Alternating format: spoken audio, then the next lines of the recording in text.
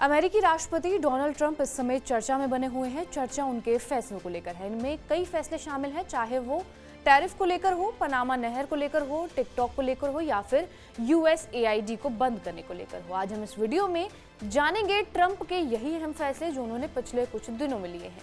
नमस्कार, मेरा नाम है रिया शर्मा और आप देख रहे हैं TV9 डिजिटल। सबसे पहले ट्रंप के फैसले को लेकर बात कर लेते हैं। तो दरअसल ट्रंप ने व्यापार घाटे के चलते कार्रवाई शुरू कर दी है। इस कार्रवाई के तहत उन्होंने मेक्सिको, कनाडा और चीन पर टैरिफ लगाने का ऐलान किया। फिलहाल उन्होंने मेक्सिको को राहत दे दी है, जिसके बाद कनाडा को भी टैरिफ से 30 दिनों के लिए राहत दे दी गई है। ट्रंप ने कनाडा के कार्यवाहक प्रधानमंत्री जस्टिन ट्रूडो से फोन पर बातचीत की और ट्रूडो ने कहा कि ट्रंप के साथ बातचीत उनकी अच्छी रही है और उन्होंने निर्यात पर लगाए 25% टैरिफ को कम से कम 30 दिनों के लिए रोकने पर सहमति जता दी है। दोनों नेताओं ने अवैध प्रवासी और फेंटेनाइल पर चिंताओं को दूर करने के लिए काम करने पर भी सहमति व्यक्त की है। कनाडा ने भी अमेरिकी आयात पर जवाबी 25% टैरिफ की घोषणा की थी, जिसे मंगलवार को लगाया जाना था। ओटावा के टैरिफ बियर, वाइन, घरेलू उपकरणों और खेल के सामान जैसी वस्तुओं पर लगाए जाने थे। दूसरा फैसला है पनामा नहर को लेकर। प्रेसिडेंट डोनाल्ड ट्रंप के बार-बार पनामा नहर पर अमेरिकी कंट्रोल बाहर करने की धमकी देते आ चुके हैं।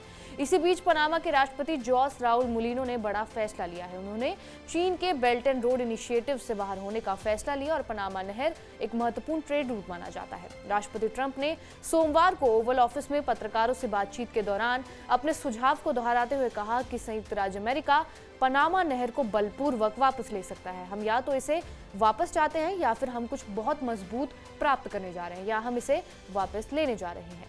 ट्रंप ने सोमवार को कहा, उन्होंने कहा कि इसके चलते चीन से भी निपटा जाएगा। चीन पनामा नहर में शामिल है और वो लंबे समय तक वहां नहीं रह पाएगा। ट्रंप ने कहा कि अमेरिकी विदेश मंत्री मार्को रूबियो ने पनामा के साथ चर्चा की है और वो उनके साथ एक समझौते पर काम करने की कोशिश कर रहे हैं। उन्होंने कहा कि पनामा के अधिकारियों के पास एक कॉल आई थी और वो कुछ चीजों पर सहमत हुए हैं, लेकिन मैं इससे खुश नहीं हूं। रविवार को ही रूबियो ने पनामा को यह चेतावनी दी कि जब तक सरकार पनामा नहर में चीन की उपस्थिति को कम करने या फिर खत्म करने के लिए तुरंत कदम नहीं उठाती, अमेरिका ऐसा करने के लिए कार्रवाई करेगा।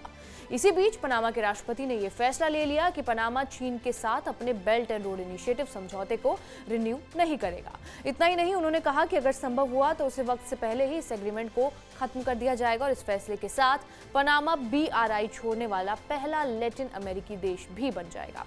इसके बाद तीसरा अहम फैसला टिकटॉक को लेकर लिया गया है। दरअसल राष्ट्रपति डोनाल्ड ट्रंप ने सोमवार को एक नए कार्यकारी आदेश पर साइन किया और इस आदेश में राष्ट्रपति ट्रंप ने एक सॉवरेन वेल्थ फंड बनाने के आदेश दिए हैं। ट्रंप का कहना यह है कि अगर कोई अमेरिकी खरीदार टिकटॉक को खरीदता है तो उससे होने वाले लाभ को इस फंड में रखा जा सकता है।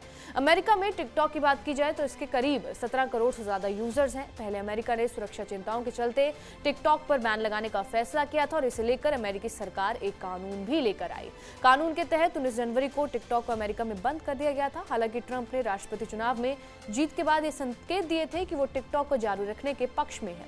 राष्ट्रपति बनने के बाद ट्रंप ने कार्यकारी आदेश से टिकटॉक को 75 दिनों की मोहलत दी है, जिसके तहत टिकटॉक को अमेरिका में अपने बिजनेस को किसी अमेरिकी कंपनी को बेचना होगा। इसके अलावा US agency for international development को बंद करने की अटकलें भी तेज हो रही हैं। एलन मस्क ने हाल ही में ये कहा कि राष्ट्रपति डोनाल्ड ट्रंप इस बात पर सहमत हैं कि US agency for international development को बंद किया जाना चाहिए। CNN की रिपोर्ट के मुताबिक मस्क ने सोमवार की सुबह एक्स स्पेसेस के साथ बातचीत में ये कहा कि USAID के संबंध में मैंने यानी कि मस्क ने ट्रंप से विस्तार से चर्चा की है और वो इस बात पर सहमत हो गए हैं कि हमें इसे बंद कर देना चाहिए। मस्क ने कहा कि उन्होंने ट्रंप से कुछ बार इस बारे में बात की है और ट्रंप ने पुष्टि की कि वो एजेंसी को बंद करना चाहते हैं, जो सालाना अरबों डॉलर की मानवीय सहायता और विकास निधि वितरित करती है।